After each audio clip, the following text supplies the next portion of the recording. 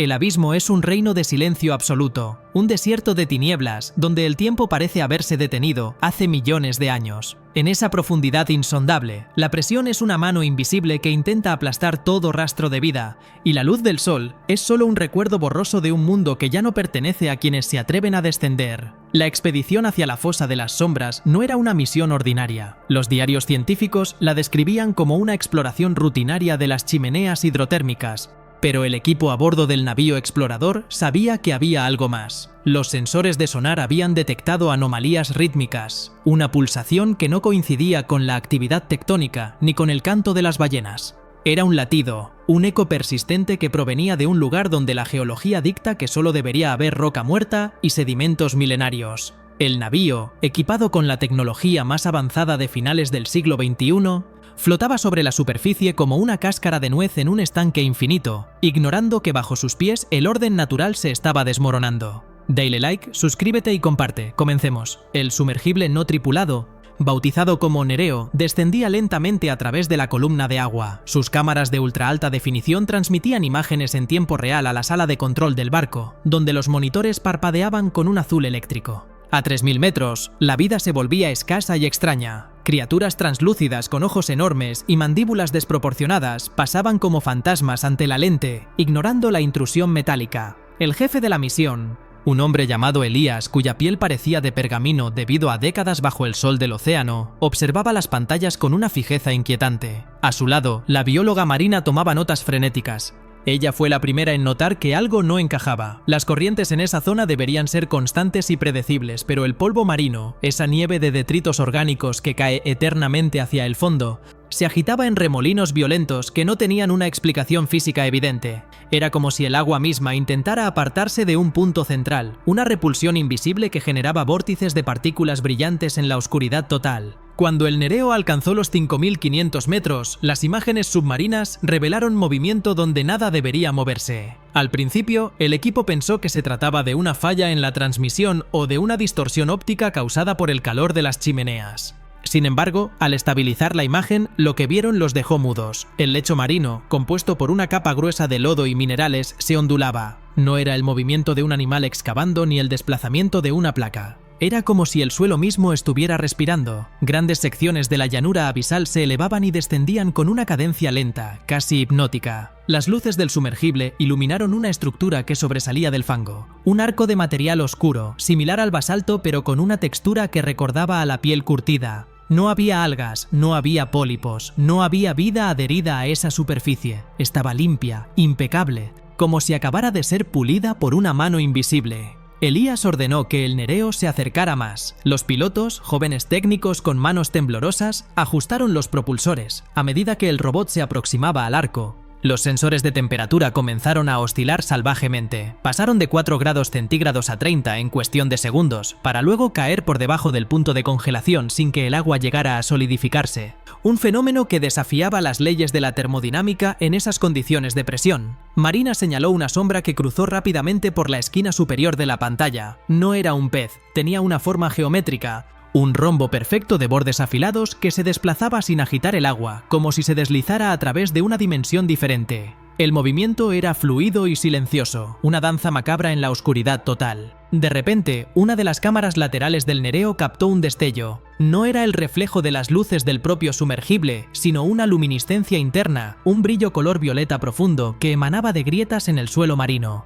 Estas grietas no eran naturales, formaban patrones complejos, líneas rectas que se cruzaban en ángulos perfectos, creando un mapa de luz bajo el sedimento. El movimiento aumentó, lo que antes era una respiración lenta se convirtió en una agitación frenética. El lodo se apartó para revelar lo que yacía debajo, una vasta extensión de estructuras metálicas que se entrelazan como los nervios de un organismo gigante. No eran restos de un naufragio ni ruinas de una civilización perdida. Parecían estar vivas. Los cables, o lo que fueran esas extensiones, vibraban con una energía que interfería con los sistemas de comunicación del barco en la superficie. La estática comenzó a llenar los monitores. Las imágenes se fragmentaban, mostrando vislumbres de algo inmenso que se despertaba bajo el peso del océano. Elías, en lugar de ordenar la retirada, parecía estar en un trance. Susurró palabras que nadie pudo entender. Una letanía en un lenguaje que no recordaba a ninguno conocido. Marina intentó apartarlo del panel de control, pero él se mantuvo firme, con los ojos clavados en el último cuadro nítido que quedaba. Un ojo. No era un ojo biológico, sino una lente cristalina del tamaño de una casa, situada en el centro de la estructura metálica. Dentro de esa lente se reflejaba no solo el pequeño sumergible, sino las estrellas del firmamento, como si el fondo del mar fuera un espejo que capturaba el universo entero. La presión alrededor del Nereo empezó a aumentar de forma inexplicable. El casco de titanio del robot emitió un crujido que se escuchó a través de los micrófonos de alta sensibilidad. El movimiento en el fondo se volvió ascendente. El suelo ya no solo respiraba, se estaba levantando. Millones de toneladas de sedimento fueron expulsadas hacia arriba, creando una nube de ceguera grisácea. A través de la turbulencia, se divisaron extremidades largas y delgadas, como dedos de acero, que se extendían hacia la superficie. No buscaban atacar, buscaban alcanzar. Dale like, suscríbete y comparte. El movimiento era de una elegancia aterradora, una coreografía diseñada por una inteligencia que no compartía nuestra noción de biología o mecánica. En la sala de control, las luces comenzaron a parpadear al ritmo de la pulsación submarina. El barco explorador, a miles de metros por encima del fenómeno, empezó a inclinarse. Un remolino masivo se formó en la superficie del agua, un embudo que succionaba la oscuridad del cielo hacia las profundidades. Los marineros en cubierta gritaban que el mar se estaba abriendo, que las aguas se retiraban como si el océano mismo tuviera miedo de lo que estaba emergiendo. Marina miró a Elías y vio que de sus oídos brotaba un hilo de sangre negra. Él sonreía, una expresión de paz absoluta en medio del caos. Las imágenes finales del Nereo, antes de ser aplastado por la presión o por algo más fuerte, mostraron que las estructuras metálicas no eran máquinas independientes, sino partes de un solo ser, un ente cuya escala era planetaria y que había permanecido dormido bajo la protección de las aguas desde que el primer átomo de hidrógeno se formó en el vacío. El movimiento cesó abruptamente. El silencio regresó al abismo, pero ya no era el silencio de la paz, sino el de la espera terminada. Las pantallas quedaron en negro absoluto. No había rastro del sumergible, ni de las lecturas térmicas, ni del mapa de luces violetas. El barco explorador quedó a la deriva en un mar inusualmente calmo, bajo una luna que parecía observar con reproche. Nadie volvió a hablar de lo que vieron en la fosa de las sombras. Los registros fueron borrados, los discos duros destruidos por un fuego que no dejó cenizas. Pero Marina, cada noche, escucha en el eco de las caracolas no el sonido de las olas, sino el ritmo metálico de algo que sigue moviéndose allí abajo, algo que ha descubierto que la superficie está habitada, y que la luz es en realidad una forma de debilidad que pronto será corregida por la sombra eterna del océano profundo. A pesar de que el incidente fue oficialmente clasificado como una falla técnica catastrófica y se prohibieron nuevas misiones a ese cuadrante, Marina no podía abandonar la idea de que habían despertado a un vigilante. Durante los meses siguientes comenzó a notar patrones en otros lugares. No eran avistamientos directos, sino sutiles cambios en el comportamiento de la fauna marina profunda. Miles de calamares gigantes aparecían muertos en costas remotas, sin signos de lucha, solo con una expresión de pánico petrificada en sus sacos oculares. Las boyas de medición en el Atlántico Norte registraban variaciones en la gravedad local, como si masas invisibles de una densidad imposible estuvieran desplazándose por debajo de la corteza oceánica.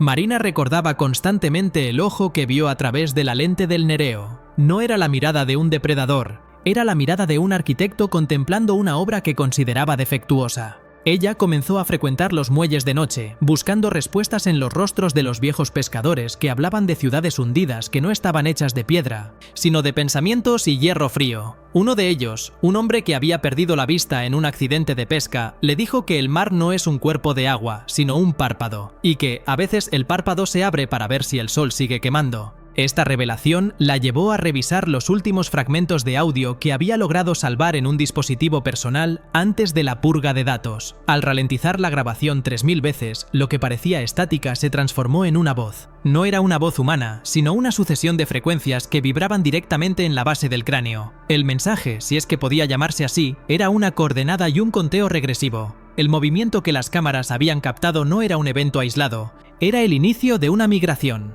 Algo que había estado contenido en el núcleo de la Tierra estaba filtrándose a través de las fosas, utilizando el agua como conductor para su energía. Marina comprendió entonces que las estructuras metálicas que vio no estaban siendo construidas, sino que estaban siendo ensambladas para algo mayor. El movimiento en el fondo marino era el latido de un motor de combustión estelar enterrado bajo kilómetros de agua. Cada vez que el suelo se elevaba, la Tierra perdía un poco de su rotación. El tiempo mismo estaba siendo alterado por la presencia de esa entidad. Elías, su antiguo jefe, había desaparecido de la faz de la Tierra poco después del regreso. Marina caminó hacia la orilla, sintiendo la vibración en sus pies, sabiendo que ya no había lugar donde esconderse, pues el movimiento estaba en todas partes, incluso dentro de su propio corazón, que ahora latía en perfecta sincronía con la fosa. Dale like, suscríbete y comparte. Hasta la próxima.